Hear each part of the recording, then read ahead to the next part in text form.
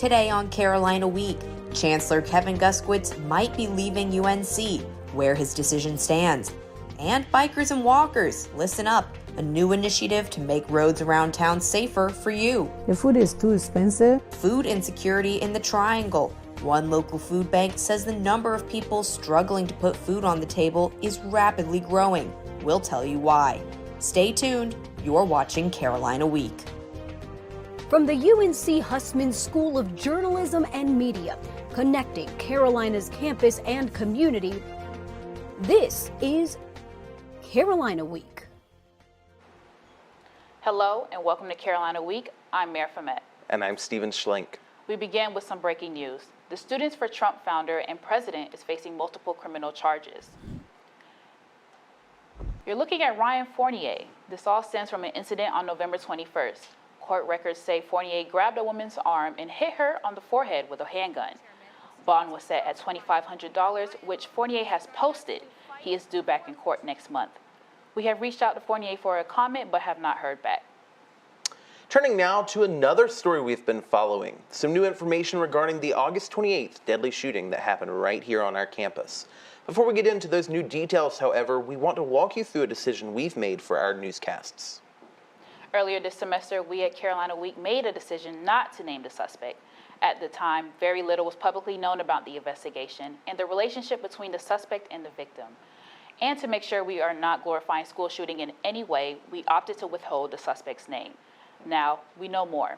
It is not a mass school shooting. It was a horrific, deadly crime. It sure was, and that is why today we have chosen to say the suspect's name.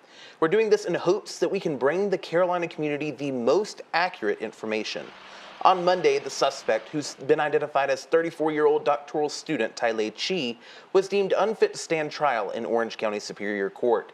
Carolina Week's Kelly Kendall joins us live now from the Orange County Courthouse. Kelly, so what does this mean for the trial moving forward?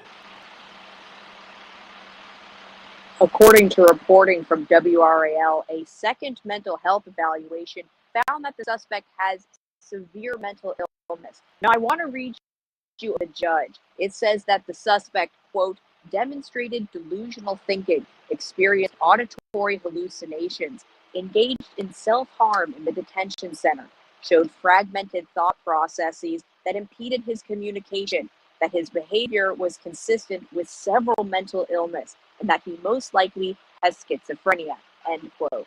Now, this does not mean that the suspect will never stand trial.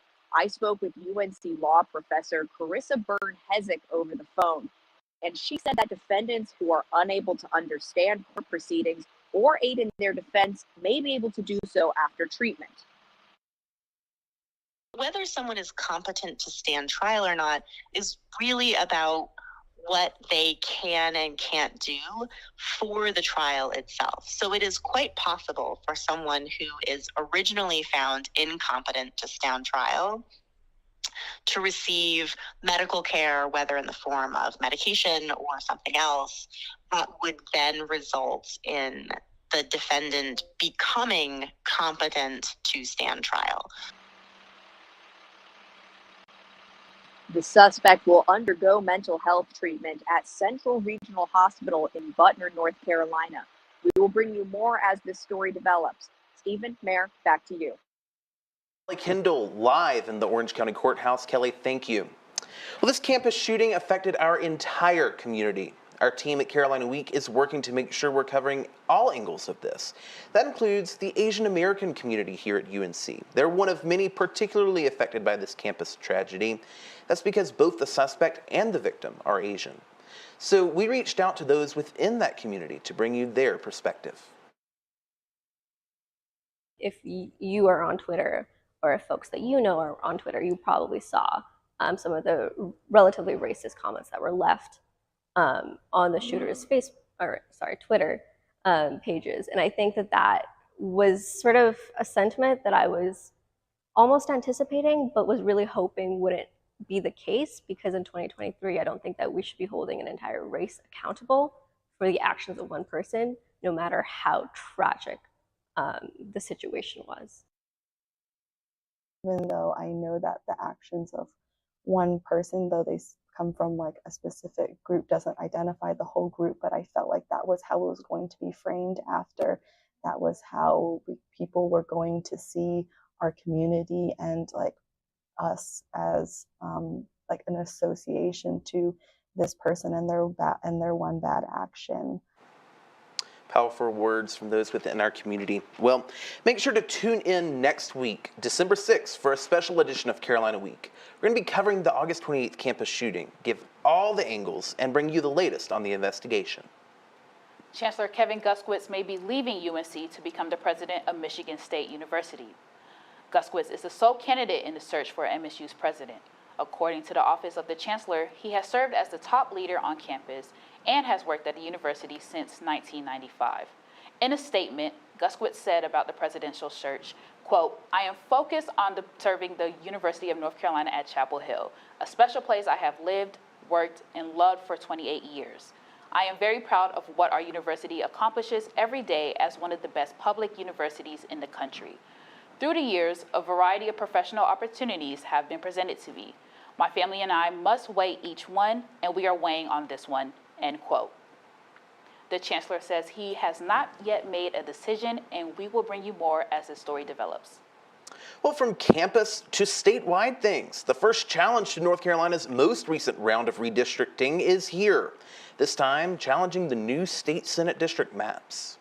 Two men who are Black and from northeastern North Carolina are the plaintiffs. They're arguing that the map constitutes an illegal racial gerrymander and that it violates the Voting Rights Act. They say it breaks up majority Black communities into different districts instead of creating one majority-minority district. This is a strategy known as cracking. On Monday, a federal judge denied a request to expedite the trial. The plaintiffs were seeking an injunction to keep the maps from going into effect before candidate filing begins on December 1st. On Monday, an appeals court ruled that Voting Rights Act lawsuits cannot be brought by individuals, which could make this lawsuit invalid. The decision will likely be appealed to the United States Supreme Court. Many families come together over the holidays to share a meal. But the reality, as I found it, is that the holidays can sometimes be the toughest for families struggling financially, especially those fighting food insecurity. Even just driving by, Bertha Marunga has a way of spreading joy. She comes to the food pantry at Greater Walltown Church every week. I go every Wednesday. Back home, where images of her family are displayed in abundance, Bertha will be quick to point out what is not in abundance. The food is too expensive. Bertha, who is disabled, says she struggles to pay bills and put food on the table. So there's a huge food insecurity gap. Pastor Moore oversees the food bank at the church, where the line of cars with people waiting before they even open is getting too long. That day, when volunteers arrived to set up, 39 cars in line, and they still hadn't got to the stoplight yet. The church helps feed nearly 4,000 mouths a month. One of the challenges, delays in processing food stamp applications by the state. Benefits for many families have been cut, reduced, and eliminated for some, and so the SNAP benefits are not there as they used to be. In a statement, the North Carolina Department of Health and Human Services says it is aware of a delay and are working to provide support to clear backlogs. People are really in need of having their food, cupboard, supplemented. Our assignment is paramount, it's important. This is more than just a food pantry. For some, this provides security. Carolina Week, I'm Mayor Fomet. Well, walkers, bikers, and cars. We see them, they're all over campus. And one group is pushing to make roads safer for everyone. Carolina Week's Lainey Herrera introduces us to Vision Zero. And it's just ridiculous. John Reese is a bicycle advocate who has been involved in bicycle advocacy for decades. He is part of a group called the Bicycle Alliance that works with the town of Chapel Hill.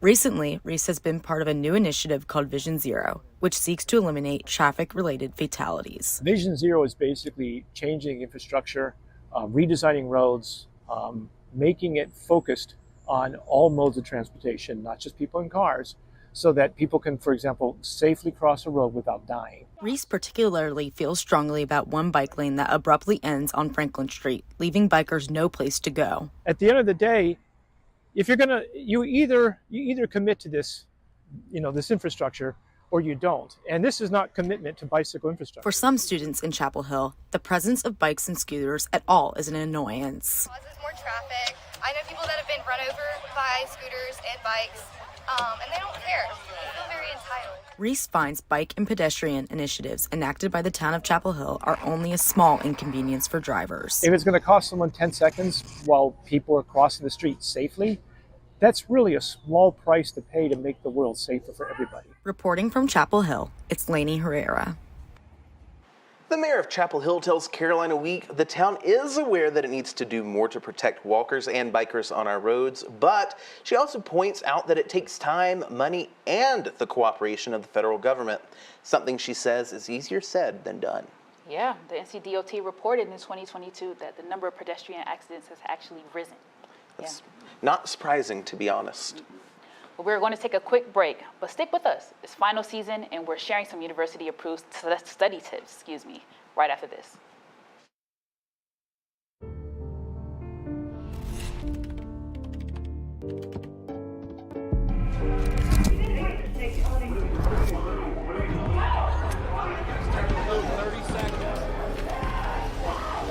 I'm an ex-drug dealer, and I'll be your sub today. Can you see anything different as a pill? No. You don't know?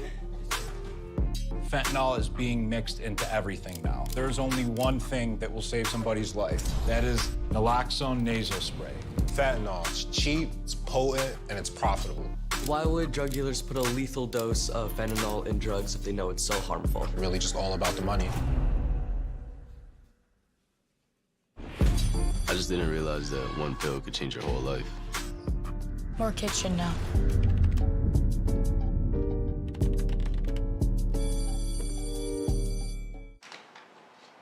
Hello and welcome back.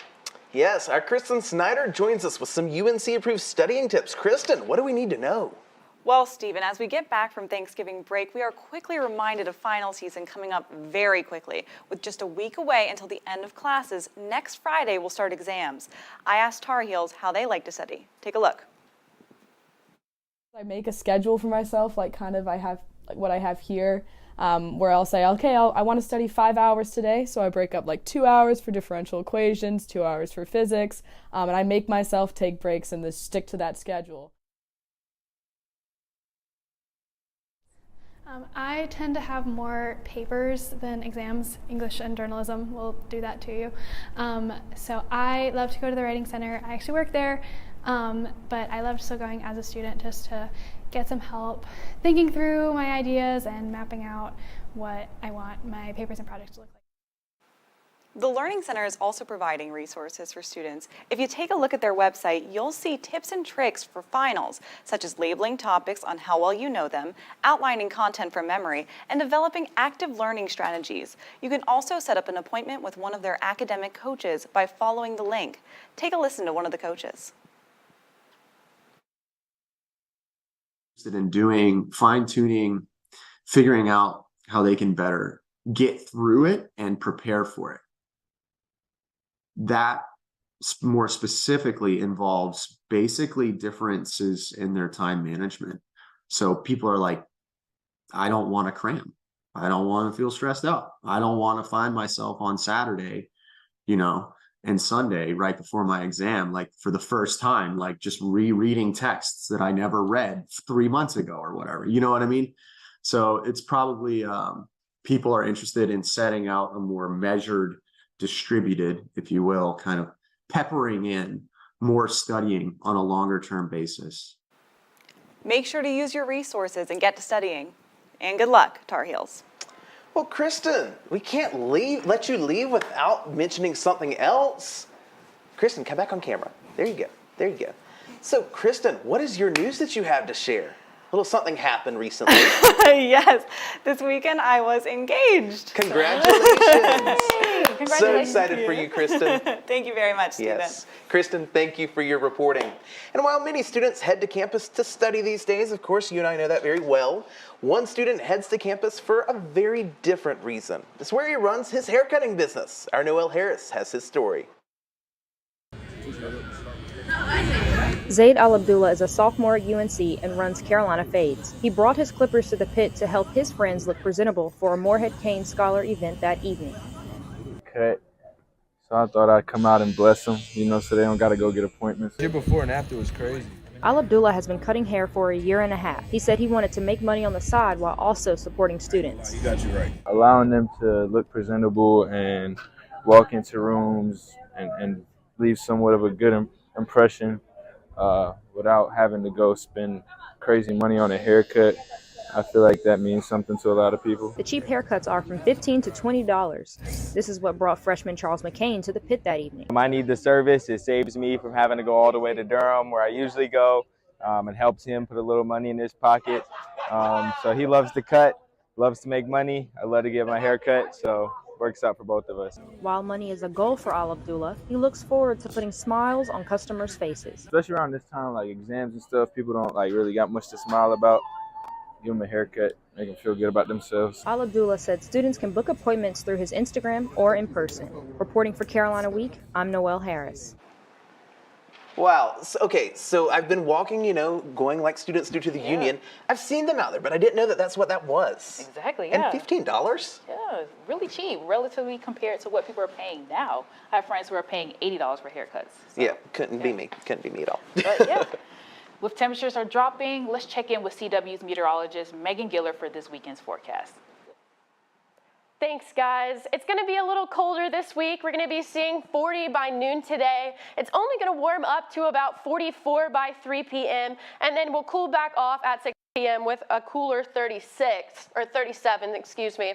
We're going to be seeing a cold front head towards North Carolina. That's why we're seeing these cooler temperatures headed to our area, as well as some cooler air coming down from Canada, pushing towards North Carolina and mixing with a high pressure system. So that's going to bring your brighter days and sunnier days, but with very cool temperatures on Wednesday morning. As we look into Thursday, we're going to start to still see those colder temperatures and a little sunnier day. But as we look out towards the southern United States, you're going to be seeing some rain start to come up as a warm front comes out of the Gulf and brings up some rain with it. This rain will hit us on Friday, and it will come towards the Atlantic, towards us, and it'll probably stay all the way through this weekend. So if we see it while it's moving, you see that cool air sort of moving down towards North Carolina at the beginning of the week, and then as we head towards Thursday and Friday, we will see that low pressure system from the Gulf push some rain towards us. If we're looking at this 5-day forecast, like we said, we're going to be seeing those colder temperatures on Wednesday and Thursday. And as we move into this weekend, we're going to see some rain. It might let up a little bit on Saturday, but as we move into Sunday, that rain will be right back at us. But that's all I have. Back to you guys. Well, definitely glad to see some 60s in the forecast, but a little dreary, not looking forward to that part. But thank you, Megan. Well, each week, thousands of medically vulnerable children are visited by familiar fairy tale faces. Carolina Week's Samantha Hoffman follows along the local chapter of a national nonprofit bringing joy to children and their families across the country. Meet Christopher. He's just one of nearly 16,000 American children diagnosed with cancer each year. Today, he's finally going home, and someone special is visiting to cheer him on. He was in a room where he didn't see people that much. So to come in, it was just such a great experience to be like kind of that light in the time where they needed most. You saw that, right? That was Spider-Man and Rapunzel, two of the many princesses, superheroes, and other fictional characters college students dress as for nonprofit Moment of Magic. On this excursion, they visited UNC hospitals for National Princess Day. National founder Kylie McGrain started the nonprofit in 2015, which now has 30 chapters. On a national scale, A Moment of Magic has been able to partner with 350 hospitals and nonprofit organizations across the country, and to date we've impacted more than 125,000 children through 1,300 college student volunteers. To become a character, students are trained weekly on pediatric cancer, child interactions, and mental health. They also heavily study the characters themselves and must audition to the national board to land the role. For a media that involves your character, You gotta know. McGrain says the one thing that hasn't changed in years of expanding this effort is the love and passion in its volunteers. You know, my spidey senses sensed that there was something behind. Someone's vulnerable and they're trusting you, and you're able to just bring them a little bit of joy and their family a little bit of joy in a hard situation. The UNC chapter has 2 other visits this week, bringing more kids like Christopher a moment of magic. In Chapel Hill, I'm Samantha Hoffman. You know, Christopher is officially home from the hospital. I'm so glad to hear that. Yeah, you know, it's a difficult story, but just such a fun, heartwarming story. Yes, yeah. Thank you, Samantha, for reporting on that. Well, we're going to take a quick break, and when we return, of course, we got to talk about Carolina football. Stay with us. Even though we didn't grow up together, he's my favorite brother. Hey, sis. I'm the baby of the family, and he's the gentle giant. What you know about Port Georgia? Man, please, that's a classic. You know when they say people are a rare breed? Yeah, he's that. I'm sorry, I'll be back in a few hours. Don't worry, Shug, you know I'm for you. I know. Go get the football. That was my favorite memory. He was always for ya. This is a true story of me, Bridget Floyd, and this guy, George Perry Floyd Jr., my big brother.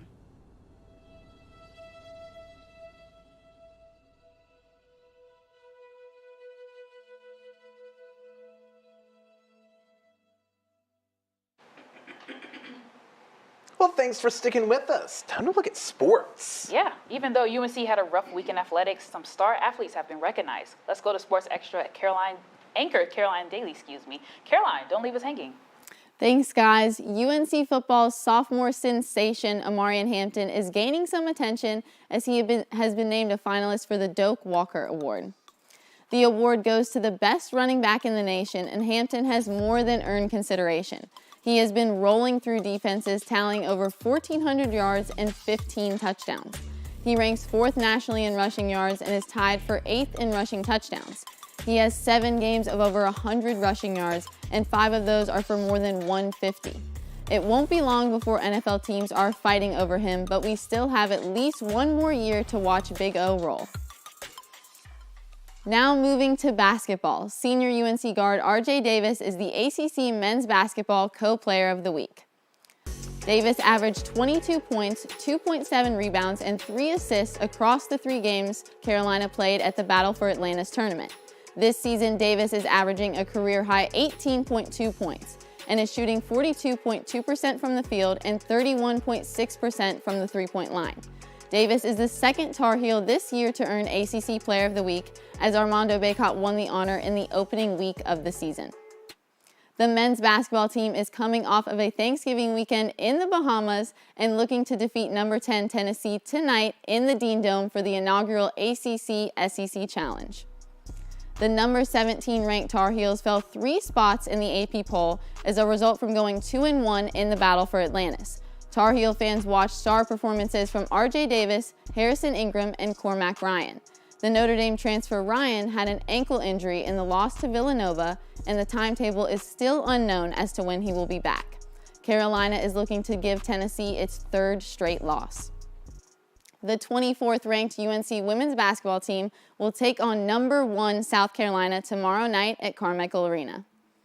Coming off of a nail-biting 1-point loss to Florida Gulf Coast on Sunday, UNC will look to Deja Kelly and Maria Goctane to get the offense rolling, after both had 20-plus point performances.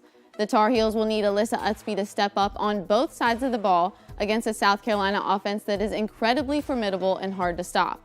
In order to keep the game close, UNC needs to play cleaner with fewer turnovers to keep the Gamecocks from getting extra scoring opportunities.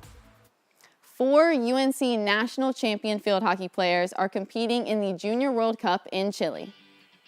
Representing the Tar Heels for Team USA are ACC Freshman of the Year Charlie Bruder, sophomore forward Riley Heck, and seniors Katie Dixon and Kirsten Tomasi. These 4 contributed 39 of Carolina's 62 goals, including 1 by Bruder in regulation in the national championship game, and the title-clinching penalty goal in an overtime shootout by Heck. Team USA will compete in Pool D in the opening matchup against Japan tomorrow.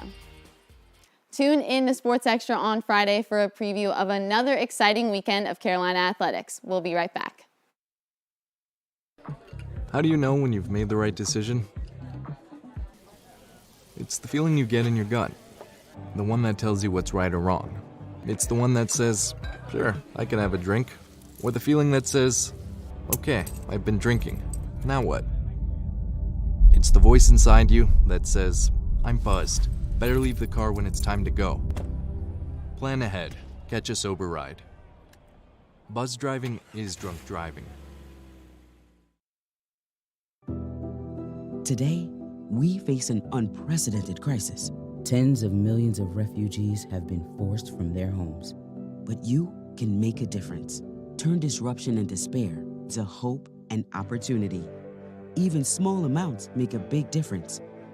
Provide shelter, support, or jobs in your community. The more we understand, the greater sense of belonging we create. Act now. Visit supportcrisisrelief.org. Well, thanks for staying with us. Some fun news now to talk about. Yeah, you've heard of chess grandmasters, but what about ice cream grandmasters? Our Sarah Choi and Christian Phillips take you to an ice cream artisan in Cary in this week's episode of Covering Carolina. Looking for some homemade ice cream not far from Chapel Hill and with a smile? We have the scoop for you. It's ranked as the #4 indie ice cream shop in the U.S., and it's just a short drive from Chapel Hill. And it's well worth the trip.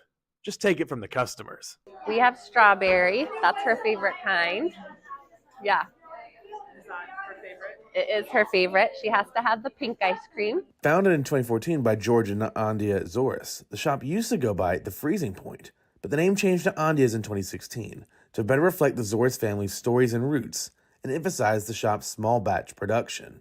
There was a little ice cream shop in our little hometown of New Jersey that just brought everybody together. Everybody would go there, get a scoop of ice cream, and hang out. And we'd always wanted to recreate that. So when we moved to North Carolina, the weather was beautiful. There was a longer season, so we decided to, venture into the world of ice cream. The ice cream shop has amassed several awards for its unique flavors. Among them, the North American Ice Cream Association's Grandmaster Ice Cream Maker Award. Just one of 10 in the country, an ice cream shop must win 3 blue ribbons within 5 years, all from different conventions. Food safety and manufacturing processes also need to be up to snuff. A Grandmaster is someone who has won 3 or more blue ribbons, which is the first place ribbon for in a 5-year period. So between our French vanilla and our double dark chocolate, the 2 of them have won multiple blue ribbons, which gave us a Grandmaster. And now we're in the running for 2-time Grandmaster award. Even after becoming Grandmasters, Andia's didn't stop there. This year alone, they've taken home 5 different awards. And they have a permanent selection of flavors, which includes vanilla and double dark chocolate, as well as a seasonal rotating menu. Andia said that she draws inspiration for new flavors from the community. We're right now working on our calendar for the 2024 year to create some fun and exciting new flavors. Not sure yet what it'll bring, but we love to represent lots of different cultures. And that's something that I'm very, very interested in honing in on, making ice cream that can really resonate with the different ethnicities that are all around our triangle. And it's not just unique flavors that keep customers coming back. Andia's works to be as accommodating as possible for those with food allergies. It's like favorite place because I can't eat like anywhere else, but like I bet anywhere else I could go, this is always gonna be better though. So yeah. With 2 locations in Cary and 1 in Raleigh, Andia's is something for everybody. Reporting for Carolina Week, we're Sarah Choi and Christian Phillips. All right, so we're joined now by Christian and Sarah. Y'all, what a great story. So what was your favorite part about all this trip? God had to have been listening to her talk about how she started her business and how she learned how to make the ice cream. It was absolutely incredible. Wow, Sarah. that was great. Yeah. And but what are you guys' favorite ice cream flavors? Like, what should I get when I go there? Well, it's got to be the butter toffee popcorn that we mentioned in our report. If you haven't had it, you have to try it. It is award-winning. Absolutely. That and the double chocolate. All right, great. So very quickly, so we got about 5 seconds. What is this? This is a milkshake, which I've actually had before, and you can take home the jar that it comes in. So definitely try it out. Well, thank you. Well, great. Thank you guys so much. That does it for this edition of Carolina Week. Make sure to tune in next week for our special edition show. Have a great one.